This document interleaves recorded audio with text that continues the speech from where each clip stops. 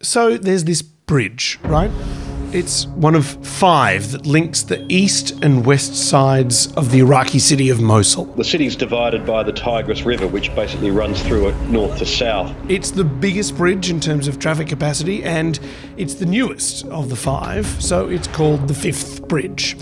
For most of its lifespan, this bridge wasn't really on anyone's radar, until in 2016, it found itself in the unfortunate position of being right in the middle of this. Mosul is the biggest battle anywhere on the planet this century in terms of the numbers of troops engaged, but also in terms of the size of the city and the number of civilians around.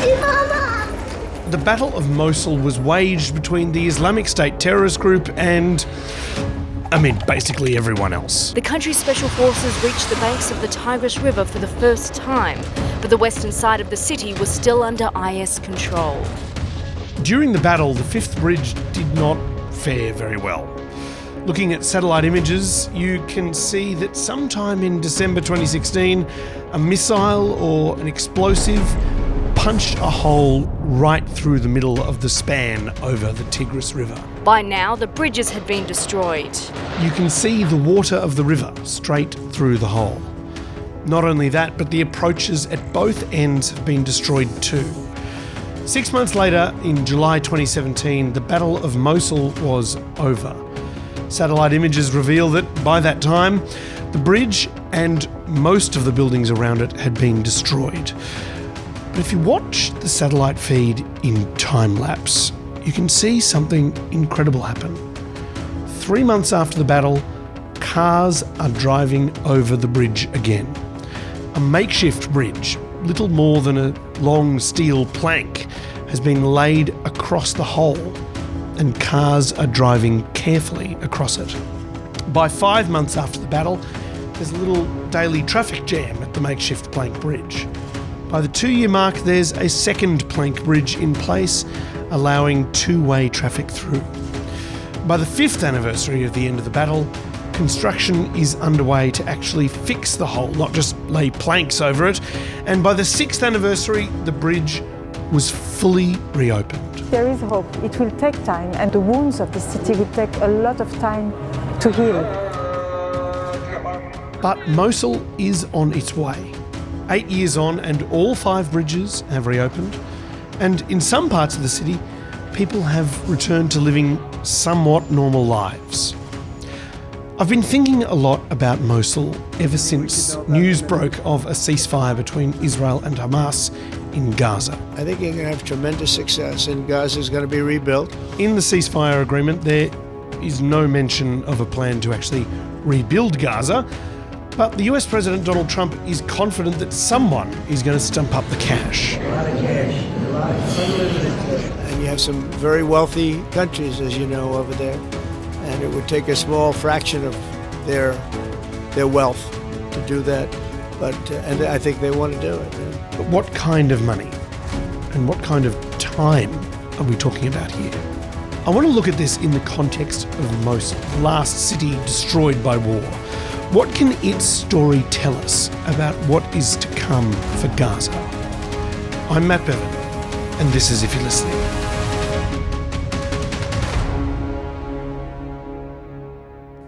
So it's not uncommon in a mosque for a visiting Islamic leader to speak during Friday prayers. Perhaps a famous imam is in town, you might have him come and give a sermon. Well, this happened at the Al-Nouri Grand Mosque one Friday in Mosul in 2014. Assalamu alaikum wa rahmatullahi wa barakatuh. This man, Abu Bakr al-Baghdadi, had never appeared in public before, but his reputation had preceded him. Abu Bakr al-Baghdadi is the second most wanted man in the world, with a $10 million reward posted by the US. He was the head of the world's most terrifying terrorist group, ISIS. In a word, ISIS. In 3 words, holy ISIS. ISIS militants are fighting for control of Tikrit and have been in control of Fallujah for 5 months. These days, we know that ISIS is extremely bad news when it comes to your town. But back in 2014, ISIS was kind of a mysterious group of hyper-religious Toyota Hilux fans who had seemingly come out of nowhere.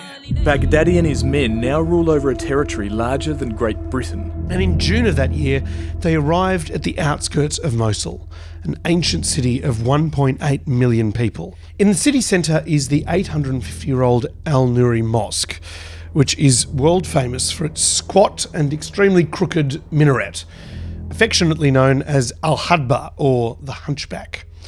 The minaret is so significant and famous that it features on the Iraqi currency, and it's responsible for Mosul's nickname, the Hunchback or Humped City.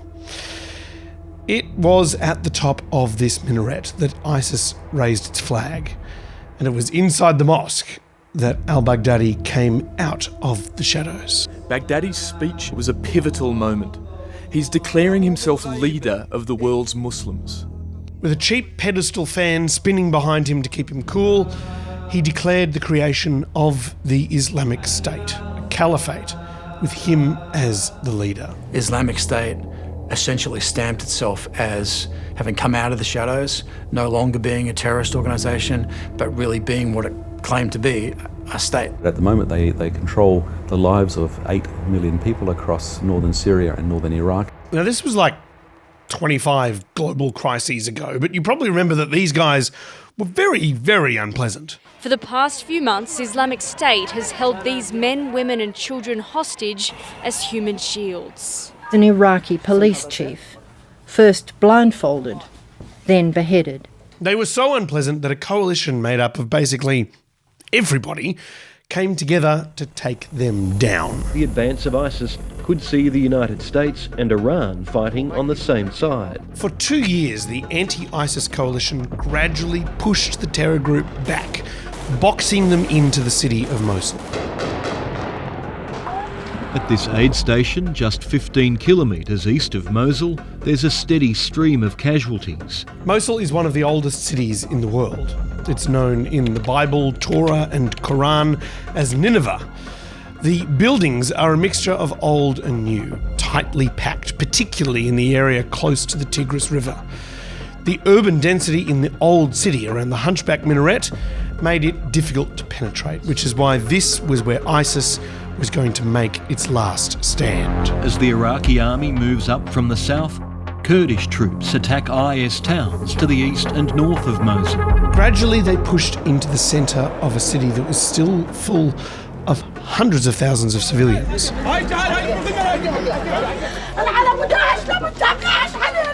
Eventually, the part of the city east of the Tigris River was reclaimed by the Iraqi forces. The battle for Mosul is only half won. IS still controls the western side of the city. So the 5 bridges across the river were blown. ISIS was trapped in the old city on the western side of the river, the most densely populated urban area in Mosul. Day by day, thousands of families stream out of West Mosul. Shell-shocked, traumatised and utterly exhausted. This is the point where the similarities with the situation in Gaza get really obvious.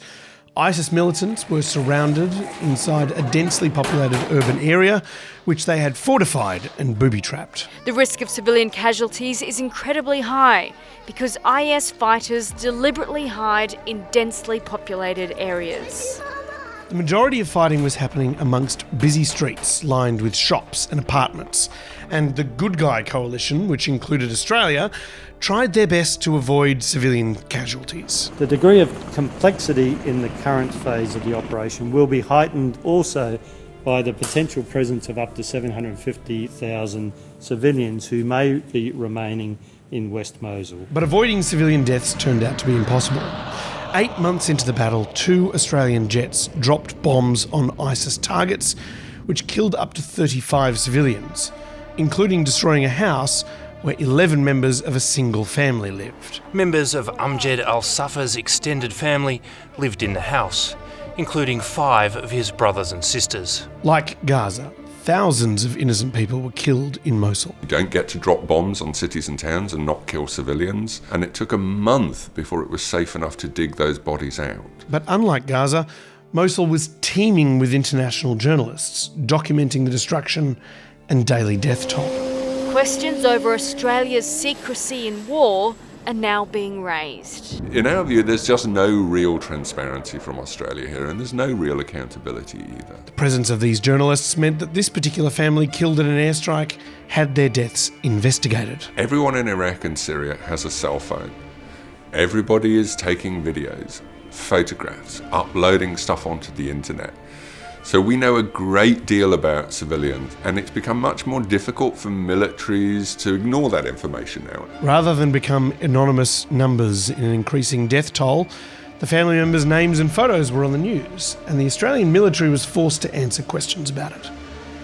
Several member states of the anti-ISIS coalition subsequently held investigations into civilian casualties from airstrikes in Mosul. I don't think that post-ceasefire there is going to be similar investigations in Israel. Gradually, the noose around ISIS's neck pulled tighter and tighter as they retreated closer and closer to the Al-Nuri Mosque, with their black flag still raised above the hunchback minaret. What's been a block-by-block battle in the west of the city, here inching ever closer to the Al-Nuri Mosque. There are snipers on both sides. ISIS decided if they couldn't have it, nobody could. And late yesterday, as Iraqi security forces closed in on that mosque, about 100 meters away, ISIS blew it up. A mosque which sat there since the 12th century, ISIS blew it up. Now, al-Baghdadi escaped before the end and lived in hiding for 2 years before the US finally got him. Abu Bakr al-Baghdadi is dead. But really, the caliphate ended that day with the destruction of the Al-Nuri Mosque in July 2017. The 9-month Battle of Mosul was over.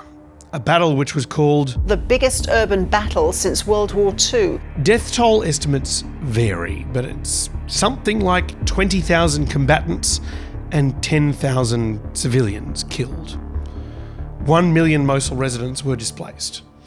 Looking at drone footage of the destroyed mosque, you can see that it's simply the epicenter of a widespread catastrophe. Almost as far as the eye can see, there are roofs caved in, cars burned out, collapsed walls. Whole buildings were taken down.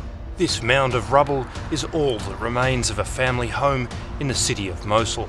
In the distance, you can see the 5th bridge, one of its spans sagging, a hole blown straight through the road surface. It looks really very bad, but it's hard to judge the scale of destruction from drone footage alone. Thankfully, the United Nations has a unit called UNOSAT, whose job is to objectively quantify this kind of thing. Often in times of crisis, it can be very chaotic, but once you get the satellite image, you are at least sure to get objective information. They use satellite images to assess damage. In Mosul, UNOSAT counted 19,888 damaged buildings, of which 4,773 were totally destroyed. Most of the damage was concentrated in the old city. Of course, many of the buildings were apartment buildings, meaning that the number of actual homes destroyed was more like 50,000. Approximately 8 million tonnes of rubble was left by the battle, much of it riddled with explosives and booby traps, and covering up thousands of human bodies.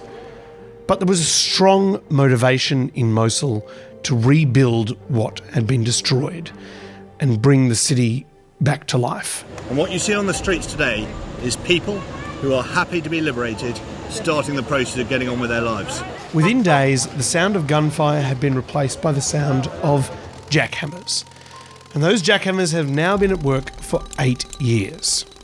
If you go there now, you'll see that the Hunchback Minaret and the Al-Nuri Mosque have been rebuilt by UNESCO with funding from the United Arab Emirates. We are very proud to do it for the community. The minaret belongs to the 12th century and this is very important. They painstakingly restored the minaret to its original crooked shape using original bricks. Other surrounding churches and mosques have also been rebuilt. After 8 years of tireless jackhammering and construction, the bridges have been rebuilt too. Most of the city, particularly east of the river, has returned to normality. But in the old city, at the centre of the fighting around the Hunchback Minaret, thousands of homes are still in ruins. Most of the destruction has not been cleared, despite a Japanese-funded effort to build a plant capable of recycling debris into building materials. There are still explosives hidden under the rubble. Some reports indicate that as little as 7% of the homes destroyed in the battle have been rebuilt. And it's important to note that's the level of progress in an area totally controlled by the sovereign, internationally recognised Iraqi government, with the cooperation of global partners and local citizens, without any interference from ISIS. Despite all that, it's still very slow going. So that's the situation in Mosul, 8 years after ISIS was defeated there. How does that compare to what the people in Gaza face? So UNOSAT has been keeping an eye on the war in Gaza from orbit. And look, it's bad. It's so much worse than Mosul, it's kind of hard to wrap your head around. Here's the latest info that we have. First of all, on the destructions, those figures have actually gone up. It is now in the region of 84%. 84% of all buildings and infrastructure. In certain parts of Gaza, like in Gaza City, it's even up to 92% of the destruction. The UNOSAT analysis for the entire strip is a couple of months old, but they identified 192,812 damaged structures, of which more than half have been totally destroyed. The United Nations says there are tens of millions of tons of rubble in Gaza, much of it contaminated by unexploded ordnance and asbestos.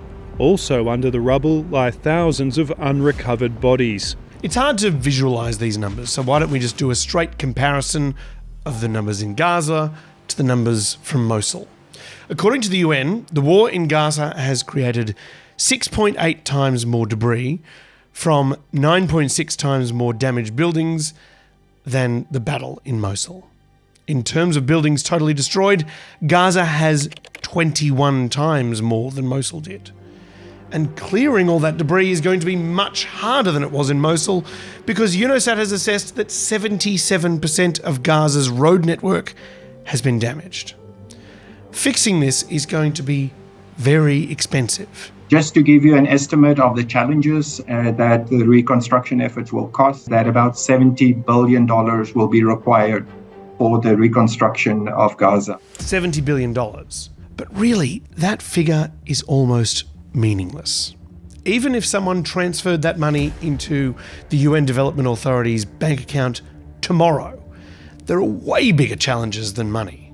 For starters, you've got a truly extraordinary amount of debris to clear, and nowhere to clear it to. The size is if you build a 12-meter wall around Central Park and fill that with rubble, that's about the amount of rubble that needs to be removed. Removed to where? Is Israel going to take it? Is Egypt? Are they going to just push it into the Mediterranean Sea?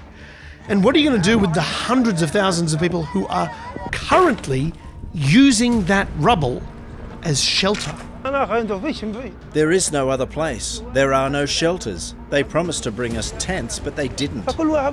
Every person wants to find shelter. I took refuge in my house. It's better than sitting in places where I can't live. 2 of this man's sons have been killed by Israeli bombs. His daughter is trying to find her toys in their ruined house. The thing I miss the most in my house is my bedroom and my toys, my stuff and my bed. As it stands, the current ceasefire agreement lays out no plan for what happens to the displaced Palestinians in the short term. Can they go and live in Israel or Egypt or somewhere else while their houses are rebuilt? And who is actually going to do that work? The Israelis? The Americans? Hamas, which is apparently still around? How would the locals feel about those solutions? The UN has started clearing some of the rubble, but it's only to try and clear the roads and get hospitals and other vital services back up and running.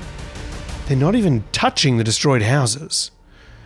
When the UN talks about that job, they get extremely vague. It's a really cumbersome process and will take many, many years to complete. How many years? I mean, I think one are looking probably in the region of a decade or decades, and even longer. Longer than decades?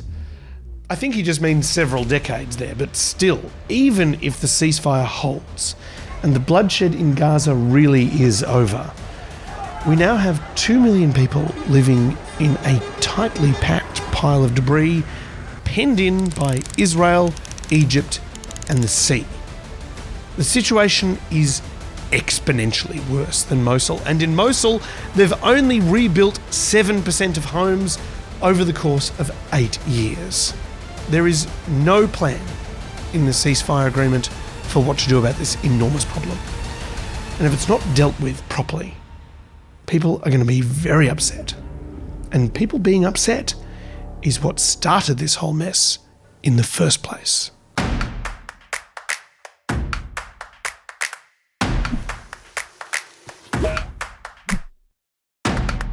So there are plans already. We have plans already. We have a master plan already. And by the way, and Jared's been pushing this, and we're working together on it. And